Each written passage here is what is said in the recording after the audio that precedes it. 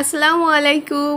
কিন্তু বাজার থেকে মাছ নিয়ে এসেছে আর সেই মাছগুলো কাটবো এবং এই মাছটা দিয়ে রান্না করব আর সেই রেসিপিটা আপনাদের সঙ্গেও শেয়ার করব। মাছগুলো তো অফ ক্যামেরায় কেটে নিয়েছি আর এখন হচ্ছে রান্নার পালা। তো ফ্রেশ টাটকা ট্যাংরা মাছ আমি হচ্ছে হাতে মেখে টমেটো আলু দিয়ে রান্না করব আর এটা খেতে এত মজার হয়ে থাকে। তো চলেন রেসিপিটা শেয়ার করি। এখানে হচ্ছে আলুগুলোকে আমি কুচি করে নিয়েছি আর হচ্ছে সাথে নিয়েছি পেঁয়াজ কুচি, কাঁচামরিচ কুচি, আদা রসুন বাটা নিয়েছি আর লবণ, হলুদ, ধনিয়া গুঁড়া, জিরা গুঁড়া দিয়ে দিচ্ছি আর সামান্য পরিমাণে শুকনো মরিচের গুঁড়া দিয়েছি। আর এখন হচ্ছে আমি এর ভিতরে যে টমেটোগুলো কেটে রেখেছি ওইটাই দিয়ে দিলাম, দিয়ে ভালো করে হাত দিয়ে মাখিয়ে নিয়েছি।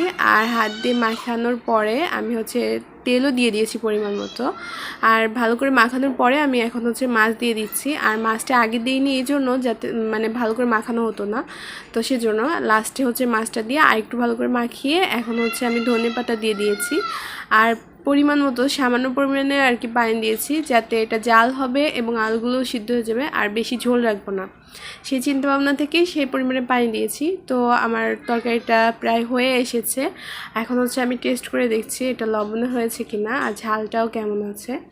তো না, সব কিছু ঠিক আছে, একদম পারফেক্ট হয়েছে। আর মাখা ঝোল অবস্থায় আমি হচ্ছে তরকারিটাকে নামিয়ে নিচ্ছি।